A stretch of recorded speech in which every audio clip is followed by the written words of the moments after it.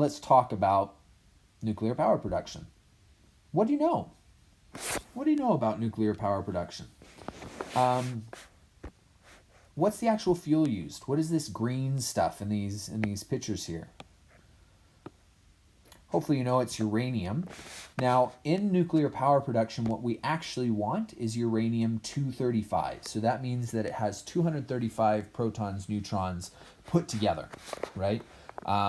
There's several different isotopes of uranium, meaning that there's different numbers of neutrons. But the one that is most useful, the one that we can get the most power out of, is uranium-235. Okay? Where does it come from? Well, about 60% of your uranium comes from Australia, Canada, and Kazakhstan. The rest of it comes from various places in the US and Russia and Africa, but a good portion of it comes from those first three countries where we know of uranium deposits and can pull it up. Now, usually when you mine the ore, it comes out about 1% uranium-235. Okay? The rest of it could be other elements, or even if it's pure, it's a lot of uranium-238. We're going to talk about uranium-238. That's really significant to this. But the uranium-235, like I mentioned before, is the most important one. That's the one that we actually get energy out of. Okay? So very often when they get the uranium, they enrich it. And you don't need to understand what the enrichment process is, just what it accomplishes. It takes the uranium and it changes it. Instead of being 1% uranium, it makes it so that it is 3% uranium-235. And again, this 235 is going to be really, really important, which I'll show you in just a minute. In fact, why don't we go to that now? All right, so in this video, I want to give you a better idea of the nuclear power process, all right? So this is a uranium-235, okay? It's relatively stable. You can see it down here where my mouse is. You can see that it's in this stable position. In order for it to react, it needs a couple of things. Number one, it needs some energy to be able to overcome this potential energy. This is called an activation energy. It needs this energy in order to be able to react. By itself, it's normally okay, but watch what happens when I use my fancy neutron gun here. Okay, it went up to uranium-236, and at some point, it then was able to come over and split apart. Now, watch again, okay, because I want you to see what the results are of this process. So we shoot it in. Did you see it? There were two daughter nuclei, so two small pieces, and then there were three neutrons. I'm going to show it one more time. I want you to watch, see the three. There's 1, 2, and then 3 was up at the top. There are 3 different neutrons. If you don't believe me, go back and rewind it. I'm not doing it again. All right, so that's what happens when a U-235 gains a neutron. It has enough energy. It overcomes that potential energy, that activation energy, and it splits into 2 daughter nuclei. Okay? Now, this is our next step. What happens if we have several uranium-235s? And again, this is simplified. Okay, we'll set it about 75. Okay, so again, I'm going to shoot in 1 neutron. But remember, every time my uranium explodes, it lets off 3 new neutrons. What just happened? Very quickly, we had a runaway reaction, right? Very quickly, when I shoot that in, those 3 new neutrons go out and they make there were 100 particles there, and that was gone in like 3 seconds. All right, so let's see what happens is they say, well, oh, sorry, there were 75 and they were gone in 3 seconds. So what we're going to do is we're going to add in some uranium-238s. Okay, now again, the numbers aren't exactly correct here. The ratios aren't exactly correct, but it should give you the right idea of what happens. It won't let me put more. So let's maybe go 50-50. So we'll go 50 uranium-235s and 50 uranium-238s. What happens when I shoot the neutron in now? Okay, you see the reaction continues, right? But because some of those neutrons are hitting the uranium-238, you see some of these are now uranium-239. Okay, let's see what happens if I only have 1 of these guys, and the rest, we'll go with 2, and the rest are uranium-238. Okay, so if I shoot this guy at a uranium-238, which I'm going to do right now, watch this. It just turned to 239. 238 and 239 are both stable isotopes. It can stay that way for a long time. But if I shoot the uranium-235, see how it explodes and the neutrons go off. If those neutrons get absorbed by uranium-238, the reaction stops. Okay? Now, this is what happens inside of the nuclear reactor. Here's my control rods. Okay, the control rods are used to stop the reaction if needed. Okay, now watch what happens if I don't have control rods. Let's see, where is my neutron gun? Oops, that's not what I meant to do. Okay, oh yeah, I fire neutrons.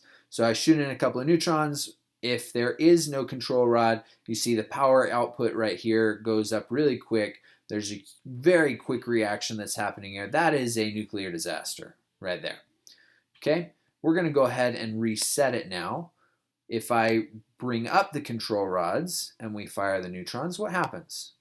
Okay, see how I'm getting a couple of energy things over on the side? So maybe the control rods were too far up. So we try again. We say, okay, what happens when I do this? You start to see some reactions happening. If I want more, I lower it down. Now I'm starting to get more, right? But oh, runaway reaction, we're going to slow it down a little bit right here. I bring the rods up and I control the rods, hoping that I will be able to continue getting that runaway reaction without it going too crazy. Okay, there we go. See how I was able to maintain it? The power output is staying a little bit lower. Okay, and I think I've probably used up most of the neutrons that were in there. So that's the purpose of the control rod. The control rod can actually go in and will absorb the neutrons so that they can't continue going, that the neutrons, remember the neutrons are important because when the neutron hits the uranium-235, it reacts. If it goes to a 238, it gets absorbed and the process is over. Okay. Now, one problem that we will come against is that when the neutrons leave these uranium-235 atoms, they've got a lot of energy in them. And actually, they're moving too fast. They're moving too fast to absorb with the uranium-235. We actually need to slow them down. Otherwise, they just get absorbed by the uranium-238. All right, so we're going to go ahead and stop this. I'm going to go back and we're going to talk about the components of a nuclear reactor. And I want you to see what is necessary in order for that to actually work. Okay? All right, so hopefully that gave you a good idea of what's happening inside. Obviously, that's quite simplified, but you get the right idea. Okay, I want to look a little bit more at what it actually looks like. Okay, now we've got labeled here most of the really important pieces. This, as you'll recognize, is a picture from your Oxford textbook. Okay, so there are several important things inside of a nuclear reactor. Okay, and you need to know each of these. You need to be able to draw it. You need to be able to recognize what these parts are for, what they're made out of, that type of thing. All right, so let's go ahead. First, we've got the graphite moderator. Okay, now the moderator is interesting because the moderator is usually made out of carbon, graphite. Graphite is one of the forms of carbon, just like diamond. It's usually made out of graphite. What it's used for is to slow down the neutrons. Now, the reason why it slows down the neutrons is because it slows them down so that they can interact with the uranium-235 particles. If they're going too fast, they tend to pass right by the 235 and get absorbed by the 239, like you saw in that last video. So the important thing is that we get the 235 to absorb the neutrons so that we can get the chain reaction that we saw.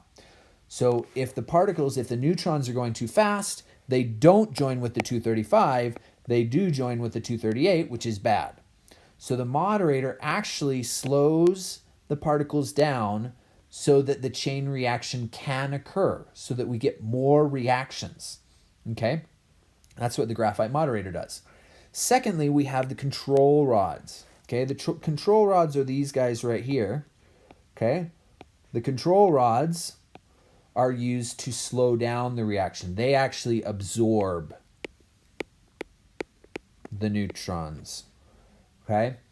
So that's if the reaction starts happening too fast, and we saw this in the video. If the reaction starts happening too quickly, the control rods come in, they absorb all those neutrons. The neutrons don't get to the 235, and therefore the reaction does not continue. Okay? So that's the control rods. The control rods are usually made out of boron or something like that, but it needs to be something that can absorb neutrons and not react due to that absorption. So boron is usually what they use. Okay? So the moderator makes sure that the reaction happens. The control rods can slow it down. Okay, those are usually controlled automatically by computers, but there's always people watching them, making sure. Obviously, you've got the uranium fuel rods. That all will be surrounded by a steel reactor vessel. Okay, the steel is built to keep the radioactivity in. Okay, but just in case, there is also a containment building built around the outside, and the containment building is usually a couple of meters thick of concrete, which means that even if the radioactivity does leak out of my steel reactor vessel, there ain't no way that anything is getting outside of that concrete. Okay? We'll talk about that a little bit more when we start talking about specific particle interactions and nuclear physics and things like that. But for now, just understand that there is a huge amount of concrete there that's going to stop anything from getting outside. You walk around the outside of a nuclear power plant, you are getting zero extra radiation. Of course, you're still getting the background because it's in the ground and everywhere else, but you are going to feel nothing from inside. It's perfectly 100% safe. Now, the other important part of a nuclear power reactor is something called a heat exchanger. Okay? Now, the purpose of the heat exchanger, yes, is to exchange heat. Well done, Sherlock. You have to recognize it's more than that. Why do we need a heat exchanger, right? You've got some type of fluid here, whether it be water or whether it be some other type of fluid, refrigerant, something, whatever it is here, you've got something flowing through here, right? This is going to be a radioactive fluid. This yellow stuff here is all going to be radioactive fluid because it is in direct contact with the radioactivity, with the fuel rods that are, having that radioactive process, okay? So all of that is radioactive. We don't want that to come in contact with our turbines because if the radioactivity comes in contact with the turbines decay really fast. They become destroyed and they get eaten up and we have to replace them. So what happens is we send that radioactive material into a heat exchanger, which takes the heat from the radioactive material and gives it through these pipes to water. So the water going through these pipes is clean. It's not radioactive. Okay, whatever the pipes are made of is allowing the heat to go through, but not the radioactive particles. Okay, so then what it means is that you now have this heat, which turns into steam, which does exactly the same thing. The water turns into steam, runs the turbines, just like in all of our other energy production plants. All right.